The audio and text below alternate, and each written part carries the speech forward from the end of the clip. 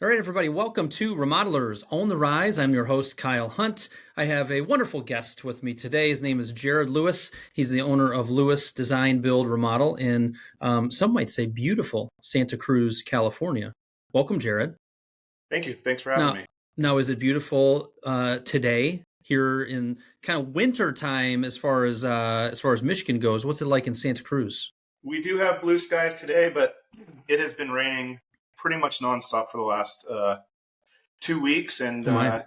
everything on the news shows doom and gloom. Fortunately, where we happen to live, it's not quite as bad, but definitely the coastal area is taking a beating for Oh sure. my, oh my. Oh yes, and I remember that was more. I thought it was more a little Southern California, but it's all of California. Pretty much, yeah. We're Wow. pretty saturated right now. Would you like to hear the one Santa Cruz story I have? I would love to, sure. Yes, you're probably wondering what's going on. So I turned 40 last year. I'm a big golfer, always been. And for my 40th, my wife and I decided to do a bit of a bucket list trip. And I may have played some fancy golf in the Monterey Peninsula. Oh, Pebble there's Beach, Pebble yeah, Beach to be exact. that's Um, amazing. and it was and it was amazing, and it is a memory that I will never forget. Reminder for all of us, whether it is a little extravagant like that, or whether it's a more of a non-extravagant thing. Make sure you have a bucket list, like those bucket list things that you really want to do, or you think that would be a blast that are on the list. They will not happen on accident, folks. So my wife, actually, it's interesting. My wife is not feeling well today, and similarly, when we had this trip planned, she was not feeling well, and the way it ended up happening was the show was going to go on. I ended up flying out to California for a day, and then she started feeling better, and she flew out separately. Another bucket list thing that I always wanted to do is I always was curious how a Tesla works. So there's like an Airbnb of cars. I can't think of the name of it right now. Turo. And I went on there and I rented a Tesla. So I cruised down. It was pretty amazing. They're very fast. And then I played a round of golf and I was heading back up to San Francisco to pick my wife up. And I looked at the battery level and I thought, nah, I think we'll be all right to get back down there. And about the time we were about 30 miles out from Santa Cruz heading back towards the Monterey Peninsula, we hit traffic. Is that shocking to you? Absolutely not. No. And then I'm looking at the battery thing, and then I'm like, well, I think this is a charging station.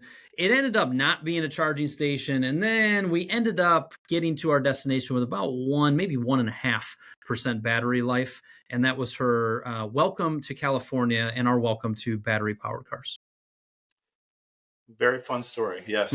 So Santa Cruz is kind of antsy for us. We're kind of like, there's a lot of traffic, but it did look beautiful. Now, thank you for letting me share that Santa Cruz story. And now let's set the focus on you, my friend. Tell us about kind of who you are a bit, and tell us a little bit about your business, kind of size and everything.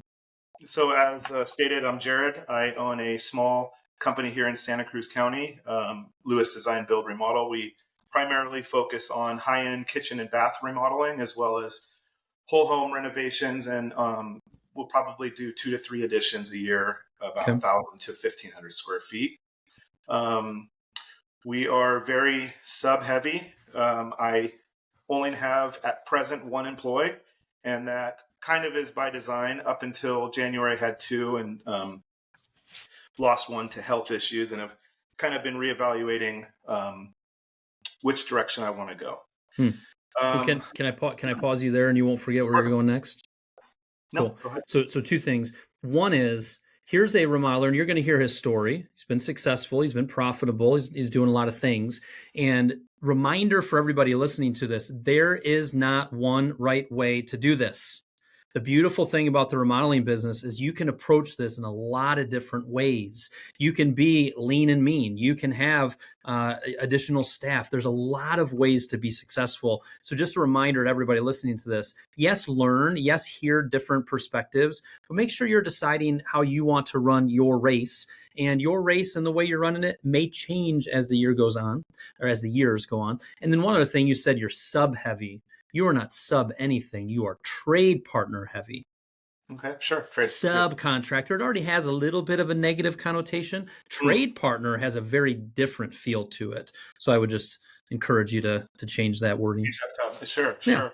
So, and that's a very true statement. So, when I first started, I did have ambitions to be a big conglomerate, and Hmm. at one point had a very big crew, and we covered a lot of ground. And I found at the end of the year, my margins were pretty similar at best, but the heartache that I had um, was pretty significant. And I knew with Hmm. time I could grow that and relieve a lot of that pressure, but really just kind of found my niche in being more boutique and really focusing on the quality of the product that we put out and the clientele that we have. Interesting. So how long have you been in business? And tell us a little bit more about maybe the swell of employees and team members and kind of where you were at with that. Yeah, sure. So this kind of all started as most of you guys were all working in the trades primarily. And in my case, I had always looked up to the owner of the company I was working for. He was a Kiwi from New Zealand. He had gone out on his own when he was 30. And he decided he had a really successful business, and I had come through the ranks and was helping run that for him. And he decided to move back to New Zealand. And so there I was with really no job, and decided at that point with a young family, I was going to put my foot out there and dip my toes in and got my license. And Hmm. so when I did that with a coworker of mine. He also got his license. And so in the beginning, we shared work. And so we had taken some of the clientele that he had had. And so we took on some pretty big um, condominium complexes and we're doing siding and stuff. And as such, I needed a bigger crew. Gotcha. And we got through several of those projects, and as stated, it was just a lot of managing of people, and it feels like the bigger you get, the more you kind of have to keep the train fueled and moving down the road. And so I feel like we have a lot more flexibility running a smaller company, and as you kind of stated, being lean. Hmm. Tell me more about the flexibility. What do you mean by that? Well, we just try to pick and choose what amounts of work we do. Sometimes, depending on the job, we generally always will kind of do the demo. We'll do light reframing, and then we'll come back for finish work. Hmm. But a lot more flexibility because we're a small company. If things are really slow, we can hang the drywall if we wanted to do that. And it's not something we look to do or generally do, but just being able to kind of pick and choose what we do when we Gotcha. want. So you had more when you think flexibility of, when you have, like you were mentioning, a bigger machine to keep it stoked, to keep the fire going. There's pros and cons to both of that. So when you think flexibility, you think, okay, yes, being able to pick and choose the type of work that you're doing, maybe even also the types of projects just overall that you're taking on. Is that part of that too? That is correct. Yep. Okay, Hmm. That's correct. interesting. Hmm. Cool. Well, let's jump in now that kind of people have a little bit of feel for your business and that side of things. Tell us a little bit. The question I have for you is, and we'll kind of go one at a time through them. What are three or four kind of key lessons that you've learned that's helped you progress in your business? So we can kind of start with one of them, and then I'll unpack each one and kind of think through that. When you think about your business, man, these are the main things. Maybe the 20% of things that have led to 80% of the results, if you will. Sure. Yeah. Great question. So one of them, and I don't know if they're in a particular order, but marketing is really, really critical for me. Mm, One of those things when I first started kind of digging into my business, at the time, I think I was marketing with House, and I know everyone's on the fence on that. And really, I haven't gotten any wonderful leads, but it was my only means of marketing. And I think it mm. was $1,200 to $1,500 a year. But And what I found is that what year was that? 2014. Okay. So Yeah. everybody listening to this, we might unpack this a little bit, but note that was 10 years ago for Yes. House. Carry on. They were just starting out pretty Yep. much. But what I found is that if without good marketing, people always generally say our best source of leads are word of mouth, and I think that that's true to an extent. But I feel like if you really want to define your business and cater towards the projects that you want, good marketing done well really helps to do that. And so Mm. through the process of, and I'll get into that more, kind of what I mean by marketing, but because of that, we capture a lot more qualified leads. And because of that, we're able to be a lot more selective and also have the opportunity to really make sure that we put numbers to our projects that are the numbers that we need. So all too often, I find that some of my colleagues don't do great marketing, don't have enough leads, so they're kind of um, in a haste to stay busy, throwing out the number that's going to work for the client, negotiating, getting into the job. Now there's not enough money, they're stuck, and it's just kind of a pretty hard Dire thing to break street. out Yeah. of. Yeah. So it's interesting that you started this answer, and you said it was in no particular order, but you did start by talking about marketing. And I think marketing usually kind of takes a side seat, kind of takes a back seat to a lot of other areas of the business. But as you were saying, yeah, we can do word of mouth. Yeah, we can do some basic things. But when we really have a good marketing system in place and we're generating the caliber of leads that we want, it lets us be a little bit more picky and choosy and find those ideal clients. So you mentioned, let me tell you a little bit more about what I mean by marketing, or kind of defining good marketing. Tell us a little bit more about that. Yeah, sure. And I'll also say, especially where I live, and probably obviously nationwide now, but we're really tech heavy in this area. So, Mm-hmm. and it's younger and younger clientele, and so the first stop is really a Google search. And so we want to, that's our first touch point for a lot of people. So we want to Mm-hmm. kind of demonstrate and show people we deserve a call, and here's why. So we do that through the use of our website. Is what we try to do. We try to maintain a presence on Instagram and House and some of these other platforms, but really I don't want to send my ideal client to House where they're going to then be in front of all my competitors. So I try to get them to my website. Yeah. And then through our website, kind of all the main things, lots of clickbait. Below the fold, we offer pricing download guides for kitchens, how to hire contractors. We have a blog that comes out twice a month. And then, so we really rely pretty heavily on being informative. And through that process, even through pricing guides, kind of demonstrating good, better, best, and even kind of saying, we're probably not good or sometimes even better, but this is what you can kind of expect. And so with the use of photos and the content, we try to hopefully get people lower in the funnel that are understanding, hey, this is a great company, but maybe not the right fit for us, or Because this is the right fit for us. yeah, I like that of, good marketing attracts the ideal client and it repels the wrong client. And when I go to your website and I pull up maybe the pricing guide and I see some of those numbers, some people, oh, this is ridiculous, and adios, they're gone. But for the right client, you're educating them. So if you go to Lewis, pulls it up, and yeah, when you get there, we're seeing the pricing guide, we're seeing the this is how we work. We're seeing, the cities we serve, awards, why design build, frequently asked questions, a lot of just good best practices. I did notice that when you click on pricing and you get to the pricing guide, you do require an opt-in. Tell us about that and kind of your strategy there. Yeah. So one of the things we want to do is gather your information, and we have a pretty robust back end CRM that we use, and that's HubSpot. And Hmm.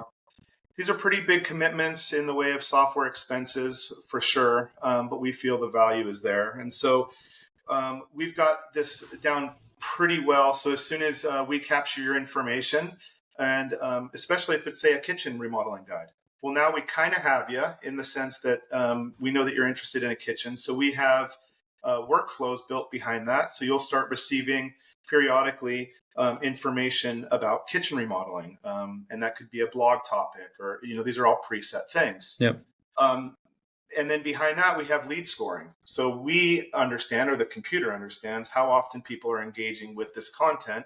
Once they hit a score of, I believe, 8, and these maybe a blog's worth 2 points, then it sends an email out saying, hey, we hope you love what we've been sending you. We'd really love to set up a time to talk to you. And so it's just kind of nurturing that client that's maybe on the fence or just getting educated. Do you And then do you do you see that being a big part of the marketing effectiveness? of kind of getting them in and nurturing them? Is the outcome of that? Are you seeing a lot of your leads come through that route? That's right. Okay, Absolutely. Hmm. very cool. And then from that point, if once we have a conversation and we go out and do a site visit, if we're going to move forward into design, then I move them through a deal or a pipeline. And then at each stage of that pipeline, it will send them information based on where they're at in the journey. Gotcha. So a couple of things for remodelers listening to this, just from going to your website and then clicking on the guide. One, professional photos are very important. Even your headshot, like the first thing I saw when I pulled up the guide was, hi there. First and foremost, I want to take a moment to thank you, but you've got a really nice professional headshot there. Nobody likes getting their picture taken, but again, we're building know, like, and trust. We're building relationship. Make sure that you have professional representation with photos and headshots and whatnot. And the thing that you're mentioning there is kind of that, however, whatever stat you want to put it, out of 100 people that are searching kitchen remodeling Santa Cruz, California, a very small percentage of those folks are ready to rock and roll right now. I want to talk to you about a project. But there's a big chunk of that. Maybe there's 5 or 6 out of the 100, maybe 8, something like that. But the majority are just kind of in that shopping phase, in that I'm kind of educating, I'm trying to learn about the process. If you're able to capture a chunk of those every single month and you do the work, what you just described sounds like a lot of work, and it's not nothing. But once you have it set up and somebody fills that out, the software will just automatically kind of drip that content out. And a lot of times you already have content that you can use for that. So the idea of being a little bit more sophisticated in your marketing, you've seen that as being a key part of the results you've been able to achieve. It really is. And it Cool. goes farther. Like I said, I'm looking for my ideal client. And so, as stated, we offer emails. Maybe it's out of our service area or not the right fit, and we don't just dump them and just say that. We send them to a local construction guild where they can find a whole pot of other builders that might fit that bucket, Mm-hmm. and then kind of follow up with, while this isn't the right time now, please consider us. And I think buying that goodwill goes a long way. And we've had clients that have come to us through that. Hey, he wasn't the right fit for us, but he gave us a lot of information on how to hire a general contractor Yeah. or a remodeling firm, and so we think he'd be great for you. Yep. And that comes back, helping and serving and guiding, even if it's not of direct benefit to us, can be usually, one, it's a nice way to live, and number two, it'll come back. It'll come back to you. When it comes to marketing, what are one or two other things that you're doing that you found to be beneficial? Let's see. We do a lot of community outreach. I don't know if you'd call that marketing. It's really a good feeling, but when you're Mm-hmm. in the community helping, we just helped a young man with his Eagle Scout project. We had a fire here a few years ago, and we helped build all of the platforms that the firefighters would give their briefs on. And so, Hmm. it's a good feeling, but the community also sees that, and it's great exposure. Yeah. Networking, PR, Yeah. etc. Hmm. Cool. And are you still using House? We do, but I don't know if I pay $100 a month for like Okay. 3 areas, and it's one of those things where I don't. It just kind of if I get one a year, great. It's Yeah. just I mean, just houses kind of been on the decline. You've probably been able to work out with them. Hey, I'll keep going a little bit, but it's going to be at a deep discount. I you really know don't have people asking about it too much anymore, really. I just kind of feel like everybody gets. I just got a call yesterday from someone on Yelp. I don't really put a lot of effort into Yelp. I don't like their algorithm, but I just feel like it's a first touch point. And when someone just Google's Santa Cruz remodeler, the bigger net that I cast, the better. Cool. So talking to Jared Lewis Design Build Remodel in Santa Cruz, lewisremodeling.com. You can check out his website, especially since we've been talking about it. Maybe study that. And I would encourage anybody listening to this to maybe even pause the recording and just consider, is there something you've heard that's already something that you either want to dive a little further into or that you might even consider implementing? Maybe you want to send a link to this or send a sentence or two, a text or an email to somebody on your team. Hey, remind me to ask you, or remind me to talk about, having a pricing guide or having an opt-in, or what we can, send out to prospective, kitchen remodeling prospects. just make sure that as you're listening to this podcast or any podcast, that you're taking the time to think about how to best implement. So Jared, if I were to go back to the primary question that I've been asking Sure. here of, a key lesson or several key lessons you've learned that have helped you progress in your business, we just hit and dug into the marketing side. What's another key lesson?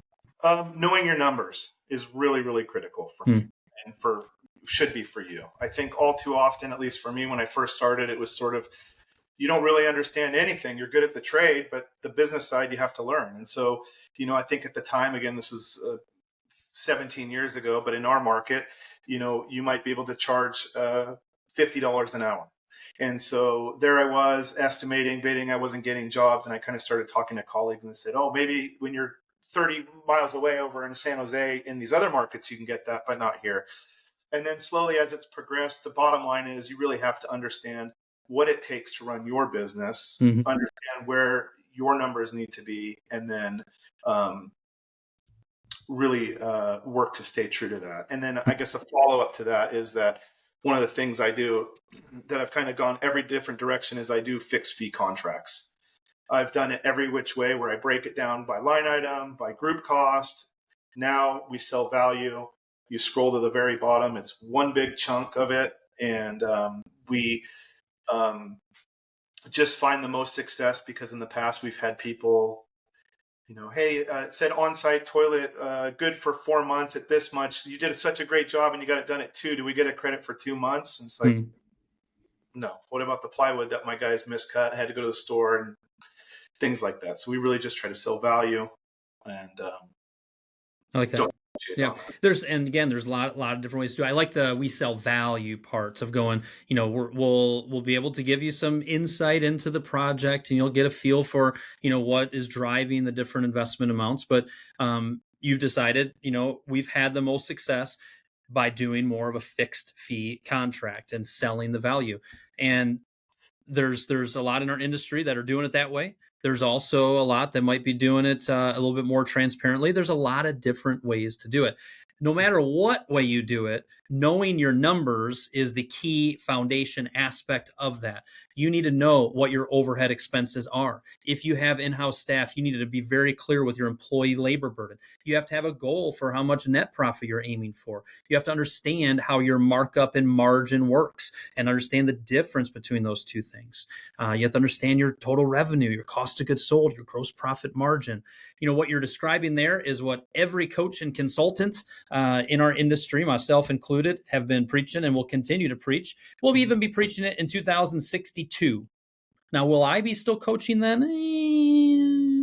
Maybe. You never know. But maybe one of my descendants will have taken over the business. They will still be talking about know your numbers. Know your numbers. Give me one or two numbers that you really focus in on, or maybe a story of when it kind of clicked for you of the importance of knowing your numbers. What comes to mind of that, a story or something that you're always paying attention to kind of month in, month out now?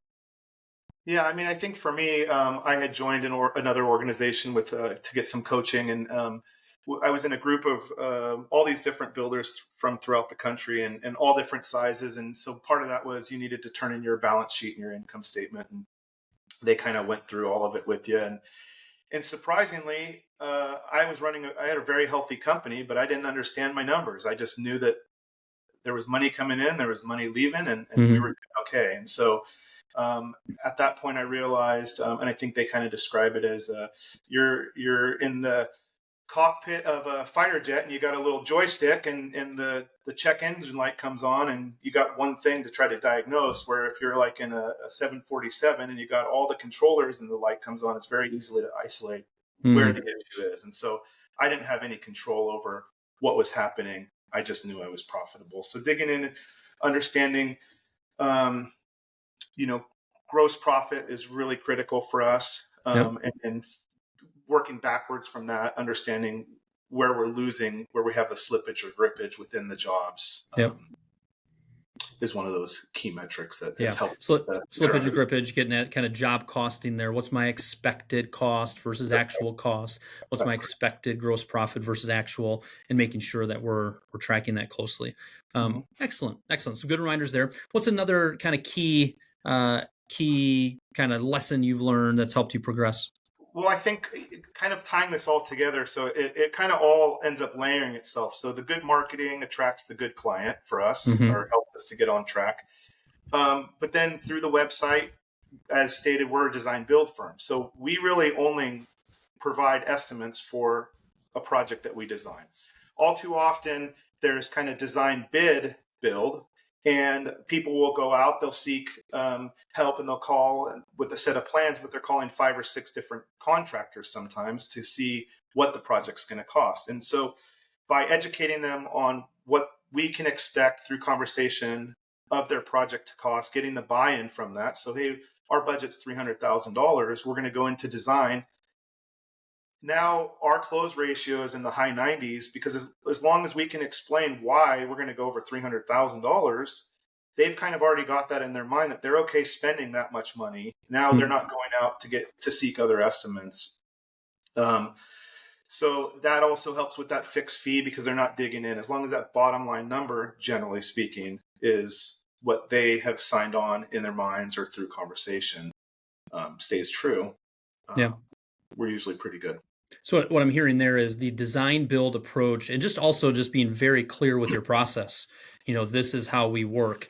Mm-hmm. That's been a key change to your business over the years that's helped you really enhance the experience, enhance your close rate, all of that. That's right.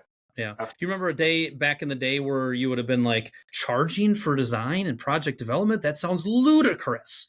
And then kind of warming up to that. It is, and for me, it really wasn't much more than 5 years ago that I started charging for my estimates. And Hmm. I wish every contractor out there would. I feel like we all give too much of our time. As stated, I don't generally compete against anyone anymore. But if I was one of 3 people and you're spending 16 to 30 hours putting these things together and you don't get the job, so I don't use it for as a profit center, but I value my time. And I find that in doing that, you get rid of a lot of tire kickers. And if they are going to sign on to spend the money to get the detailed estimate, they're not going to throw it in the trash can right when they see it that it's a high number. They're going to dig into it and try to understand it because they're paying Yeah. for it. And one note that came to mind as you were saying estimate. Make sure as you're describing or you're working on kind of the design build approach or charging for design and project development, make sure we have a big difference between a ballpark range and a free estimate and a detailed proposal and a fixed price kind of contract. I think sometimes even using the phrase estimate has some thoughts with it of, yeah, we offer free estimates, absolutely, based on our years of experience, based on the project you're describing. Your project's going to range anywhere from here to here. There's your free estimate. There's your ballpark range. Wow, that's a big range. Yes, it is, because there is a lot of decisions for us to make. Enter in design and project development phase. Excellent. A quick side note: I was on your website and I saw that you have like a little chat box. Do people Yeah. use that much? Have you? What's been your take on that? It is a fair. The weak link in that is me. So instead of there was a time that I was doing it live, but I found it was disruptive. So Yeah. now it's automated. Again, it just works through the process to capture their information, and then I receive an email or a text, and then I can get back Yeah. to them. Fair enough. Fair enough. I think Um, the main thing is just making sure you're available and you're trying to have them reach out to you at any point. But I like that. going back to that kind of, we only build what we design. Again, we're kind of educating and softening through the use of the pricing guide. So by the time we get out to their house, a lot of this isn't a surprise. Mm-hmm. I think that's key. That's the key to having good marketing and or a good sales process. If we are coming to their home and they are surprised, whether it be budget, whether it be that we charge for design and development, or just even surprised at what the next step in the process is, we're not selling and marketing as well as we should be. Mm-hmm. Yes, when we arrive at their home, especially, they should already know what that appointment's going to be like and what the outcome options of that appointment is going to be like.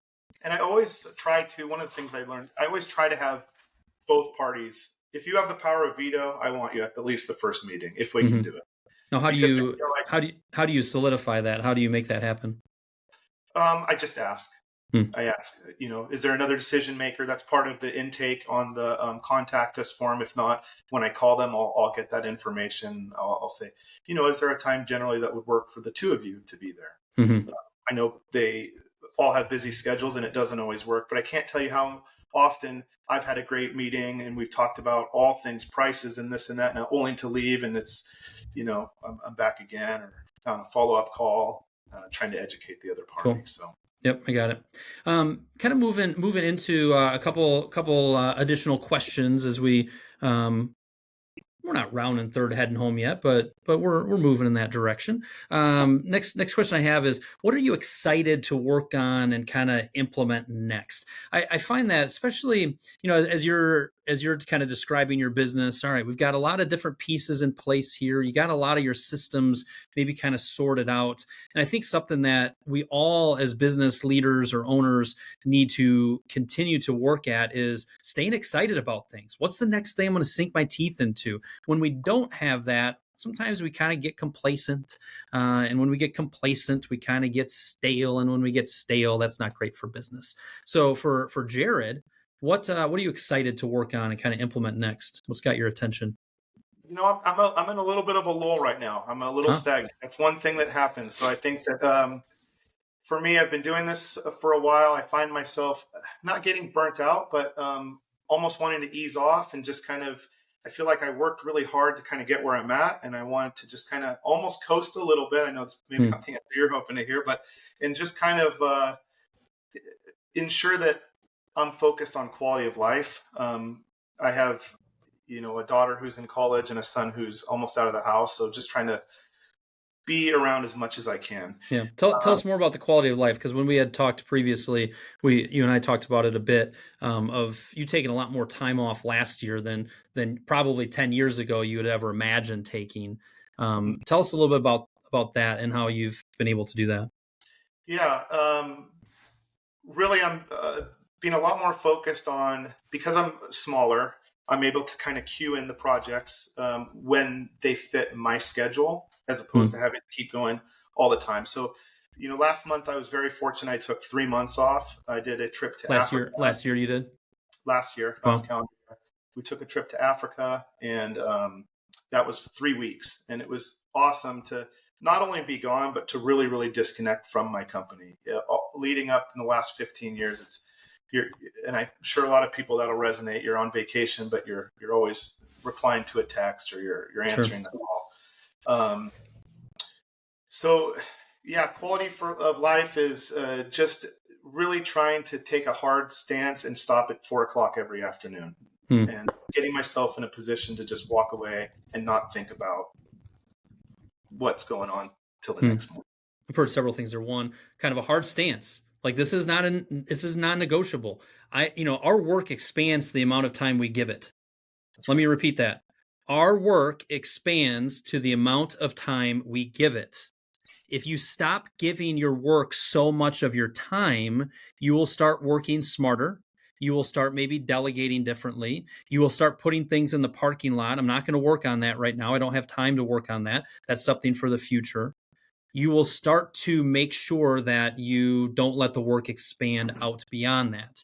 Now, some of you are going, easier said than done. Oh, yes, but you got to take, like Jared just said, take a hard stance. How about we start by trying to take a hard stance? I value my family. I value needing downtime. I need to recharge. Hard stance, I'm done at 4 o'clock p.m. How do I make that happen? If I go 3 out of 5 days and I don't do that, evaluating that. Why didn't I do that? Oh, it's because I piddled away this. It's because I tried to do too much. It's because I'm taking on too many things. I need to think about my capacity, or I need to take hiring that part time so and so more seriously to take load off my plate. But I like that hard stance and walk away. And the other thing that you mentioned is a lot of people would dream about taking a 3 week trip halfway or all. Is Africa halfway around the world or all the way around? Yeah. I don't know, 2/3 of the way around, depending on, and they would say, well, the only way I'll ever do that is if I've got a full staff around me and kind of keep the train going. In your case, you're lean, and you kind of just said, hey, we're going to finish up this project, my numbers are going to be solid, and then I'm going to let my next client know I'm taking this month off and their project will start then. totally different way of doing it. And that would never have accidentally happened. You had to design and think about that and make decisions around that. In other words, took a hard stance that said, the business is not going to run me. Here's what this year is going to look like. That's right. Yeah, everything we do is very methodical, well thought out. And, for those maybe even starting inside your business, not related to the hard stance of taking time off, but allocating maybe an hour a week where I'm just going to work on my business, whatever that is, marketing or something like that, and just learning how to take that hard stance within your business and giving yourself that time is. I like that. Bailey, if you're listening to this, taking the hard stance, that might be a good title of this. So you might be in a little bit of a lull. You might not know exactly what's coming next, but is there a little bit of what future success in your business looks like, or kind of what the future has in store? Yeah, well, for us, we decided recently that I'm okay with the size that I'm at and running the company that I'm at, and that's been something I've struggled with, because in my mind, it's like I wear too many hats. I want to get bigger. Why do I want to get bigger? So really understanding, what it is you want for your business. So for me, I'm not going to build a business that's going to scale with the intent to sell. I'm just I want to have a healthy business that provides, a net profit that allows me to invest in other areas. And so for me, what I'm wanting to do better is just really ensure that I do an even better job as best I can to try to get my ideal client. That, when you're living in these guys' homes for 3, 4, 6 months, that can make or break a project. So really trying to vet and make sure I have a really good feeling from the outset is something I want to do better. There's lessons to be learned in that, and also what you said before that of, I have decided, fill in the blank. Right, that I don't want to grow, or why do I want to grow? If I do want to grow, let's get real clear on why. I did a podcast. If you all go back, 5 or 6 weeks, you'll see a podcast I did with Ken Combs. He's doing $8 million a year, and he's wanting to double that. And my main thing I asked him was why, and he's got some reasons. Jared, you don't want to, you're comfortable and confident where you're at revenue wise and profitability wise. Why do you want to grow? Well, I don't want to grow. I want to continue to make sure I've got ideal clients, and I want to make sure that this business, I'm running it instead of it running me, in quote unquote, so I can invest in other areas of life, is what you said there. There's a lot of, please. Yeah, to throw out there, we generally sell north of 2 to 2.5 million. We usually produce around 2. So we're small, but we cover a fair amount of ground. But most importantly, our net profit is healthy. Really great. Ooh, I said healthy. He said really great, folks. He said really great. Excellent. Yeah, and it kind of goes back to the first thing we said. One of the first things we said of, there's not one way to do this. You have found what sounds like a sweet spot. Here we are in 2024. If I interview you 3 years from now, you might go, remember in 2024 when I said this? The kids are now fully out of the house, and here's kind of what I see my next 10 years in business looking like. It's okay for this to change. What's not okay is for us to just let the business kind of sway us with the tide and with the winds and with the waves. Close your eyes and say you're in the Santa Cruz. Is it a harbor out there? What is it? Santa Cruz Mountains, but the ocean's right there. Yeah, so the ocean, and is the ocean just going to kind of tug you here, tug you there, and you're just going to get thrown around with the waves, or are you going to know how to deal with those waves and set your ship in the direction that you want? Yeah, it's interesting that's one of my big takeaways from this conversation is there's not one way to do this. Make sure that you're the one deciding what you want your business to look like. The hard stance, I really like that phrase. What are you going to make a hard stance about? Is it the type of work you're taking on? Is it the amount of time you're letting your business take of your life? What's your hard stance? Think about that. And then, Jared, if I were to say, is there something you really wanted to mention that you didn't get a chance to?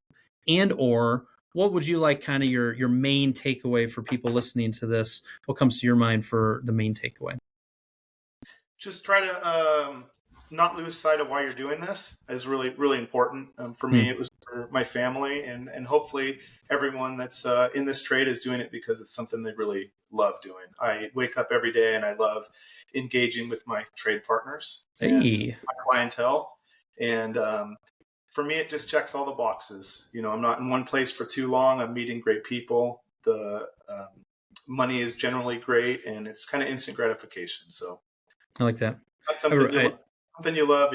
It'll come a lot easier for you. Yeah, I made a piece of content a month or two back that was like, thinking about other. I think we always think grass is always greener. I mean, would you really like to sit behind a desk and sell insurance all day? Would you Yeah. really like to just hammer the phones and call after call after call? Maybe for some of you, there might be another career, another trade that you would enjoy. But for the most part, is the remodeling business perfect? No. Is it difficult? Yeah, it's difficult.